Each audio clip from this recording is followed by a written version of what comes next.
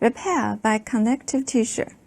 If the tissue injury is severe or chronic and result in damage to parenchymal cell and epithelium as well as the stromal framework, or if non-dividing cells are injured, repair cannot be accomplished by regeneration alone.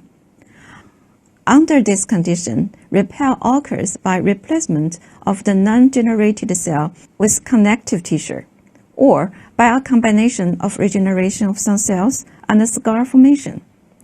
Repair begins within 24 hours of injury by the immigration of fibroblasts and the induction of fibroblast and endothelium cell proliferation. By 3 to 5 days, a specialized type of tissue that is characteristic of healing, called granulation tissue, is apparent. The 10 granulation tissue derived from the pink, soft granular growth appearance, such as that seen beneath the scab of a skin wound. Its histologic appearance is characterized by proliferation of fibroblasts and the new thin-walled delicate capillaries in a loosened ECM. Granulation tissue then progressively accumulates connective tissue matrix, eventually result in the formation of a scar, which may remold over time.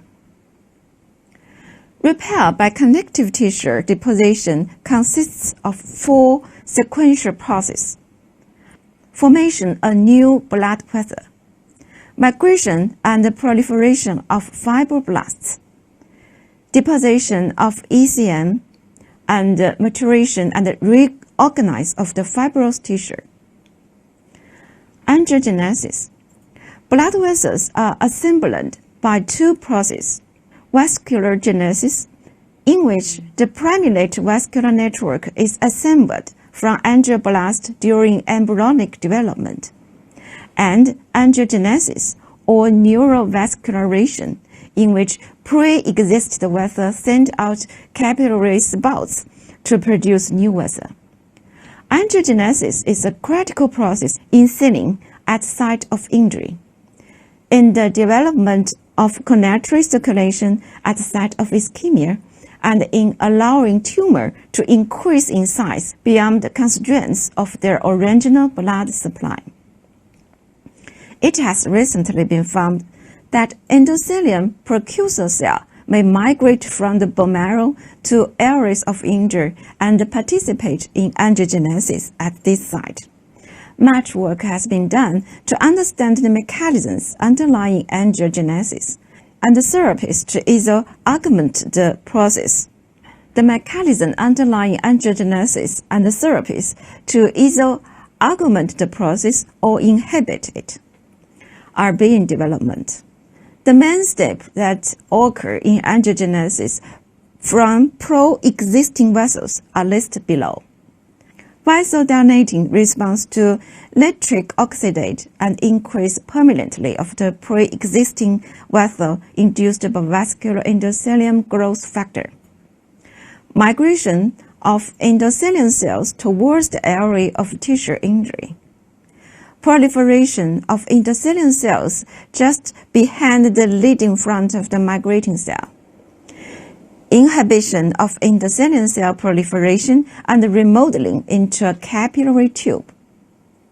Recruitment of the peri-endothelium cell to form the mature vessel. As mentioned, bone marrow endothelium precursor cells may also contribute to the angiogenesis. The nature of the homing mechanism by which endothelium precursor cells located in the bone marrow migrate into the site of the injury is unknown. This cell may participate in the replacement of the lost endothelium cells in the re-endothelialization of vascular implants, in the neurovascularization of cutaneous wound and ischemia tissue, and in tumor development. New vessels formed during angiogenesis is leaking because of incompletely formed interendothelial junctions and because VEGF increased vessel permeabilities. This linkless explains why granulation tissue is often endometrials, and account in part of the edema that may persist in healing wounding long after inflammatory response has resolved.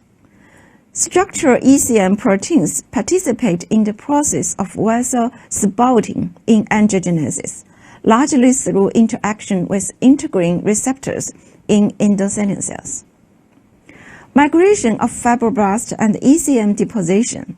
Formation built on the granulation tissue framework of new vessel and the loose ECM that develop early at the repair site. It occurs in two steps. One is migration and proliferation of fibroblast into the site of injury, and two, deposition of ECM by these cells. The recruitment and the stimulation of the fibroblasts is driven by many growth factors, including PDGE, FGF2, and TGF-beta. ECM and tissue remodeling. The transition from granulation tissue to scar involves shifts in the composition of the ECM. Even after its synthesis and deposition, scar ECM continues to be modified and remolded. The outcome of the repair process is in part a balance between ECM synthesis and degradation. That's all for this section. Thank you.